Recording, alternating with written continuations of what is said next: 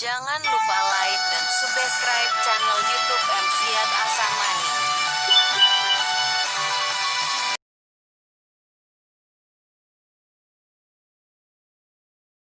Iya, Ustadz, apa hukumnya tahlilan atau baca doa untuk orang yang sudah meninggal setiap 7 hari, 40 hari, dan 100 hari, dan seterusnya, Ustadz? Ya. Apa dalilnya, baik sunnah ataupun Quran? Mohon sarannya, Ustadz. Begini, yang terjadi ini adalah, yang pertanyaan ini adalah menggambarkan peristiwa kita hari ini. Peristiwa kita hari ini bahwa memang sebagian besar masyarakat kita ini melakukan peristiwa-peristiwa tadi ya. Mengadakan tahlilan apakah 3 hari, 7 hari, 40 hari, bahkan ada 100 hari, bahkan ada haul. Haul itu peringatan setiap tahunnya begitu.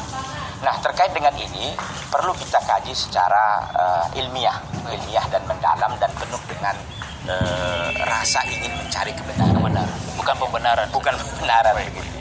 Yang pertama kalau ditanya mana dalilnya Pak Ustaz? Kan begitu. Nah, dalam kita beragama ini ya, dalam kita beragama ini tunggu dulu dalil baru kita beramal. Jangan beramal dulu baru cari-cari dalil. Nah, ini yang salah paradigma selama ini kan begitu. Nah, cara pandang kita dalam Islam ini enak gitu. Santai kita dulu, kalau nggak ada dalil nggak usah kerja gitu, nggak usah beramal gitu kan. Kalau ada dalilnya baru. Nah, ini kalau ditanya ada dalilnya Pak Ustaz, kita bagaimana menghadirkan dalilnya orang nggak ada? Kan begitu, dari Al-Quran dan Sunnah. Jadi intinya begini, terkait dengan perkara-perkara ini bahwa ini adalah sesuatu yang tidak pernah diajarkan ya di zaman Nabi SAW. Nabi tidak pernah mengerjakannya, para sahabat juga tidak melakukannya, tabi'in dan yang lain-lain. Intinya bahwa perkara ini perkara yang diada-adakan dan perkara yang tidak ada dasar dan dasarnya dari Sunnah maupun dari Al-Quranul Karim. Jangan dipaksakan. Oh, ini kan kata-katanya zikir Pak Ustaz, kata-katanya kan ada syar'um berzikir, betul. Kan ini baik Pak Ustaz. Ini baik Pak Ustaz begitu, bermodalkan niat baik saja dan bermodalkan ayat-ayat yang umum ya tentang hal itu tidak benar. Nah, makanya kata para ulama begini. Terkait dengan peristiwa ini perlu kita lihat penjelasan para ulama. Paling tidak ada 3 kategori kapan sesuatu itu dikatakan keluar dari sunnah atau tidak sunnah. Yang pertama adalah apakah Nabi Sallallahu Alaihi Wasallam mampu melakukannya. Lalu Nabi tidak lakukan, berarti itu tidaklah disunnahkan atau bukan bagian dari agama.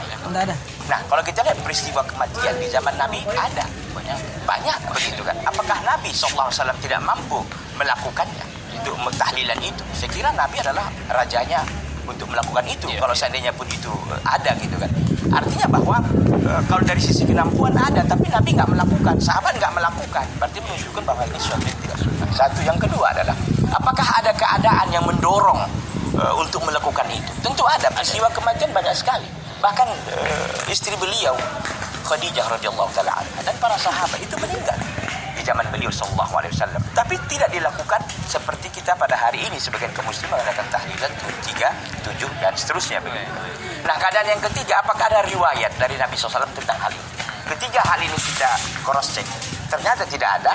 Berarti yakinlah kita bahwa itu tidaklah bagian dari Islam, bukan sesuatu yang dianjurkan dan bukan sesuatu yang sunnah. Jadi kita santai.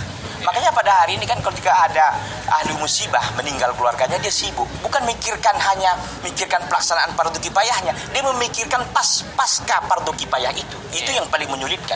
Menyidangkan makanan, menyidangkan minuman, sibuk dengan tamu, bahkan mungkin ngutang-ngutang karena untuk menjaga nanti orang bisa pokak telinga. Artinya nanti orang bisa menceritakan, dulu dia meninggal nggak ada dihormati kita. Makanan pun biasa-biasa aja ya, tahlilannya biasa-biasa juga. Jadi ini bisa terjadi seperti itu. Intinya bahwa ini tidak ada sama sekali anjuran dan sunnahnya dari Rasulullah Sallallahu Alaihi Wasallam. Maka adapun yang kami jadikan sebagai hujjah atau pegangan dalil untuk melaksanakan peringatan hari ke-3, ke-7, ke-20 sampai seterusnya bagi orang yang meninggal dunia ialah di dalam kitab Al-Hawil Al-Fatawi As-Suyuti juz 2 halaman 183. Qala Taus innal mauta yabtanuna fi quburihim sab'an fakanu yastahabbuna ay yut'imu anhum tilkal ayyam. Imam Taus berkata, seorang yang mati akan mendapatkan ujian dari Allah Subhanahu wa taala dalam kuburnya selama 7 hari.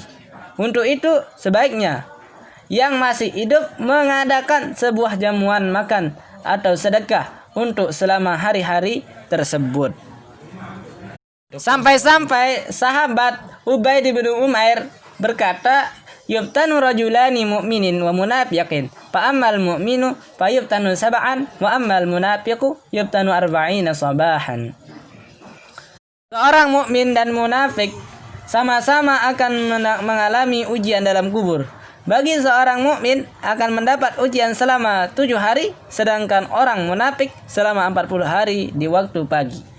Dalil di atas adalah sebuah azhar yang menurut Imam As-Suyuti derajatnya sama dengan hadis marfu' mursal, maka dapat dijadikan sebagai hujjah. Beliau Imam As-Suyuti menilai hal tersebut merupakan perbuatan sunnah yang dilakukan secara turun-temurun sejak masa sahabat.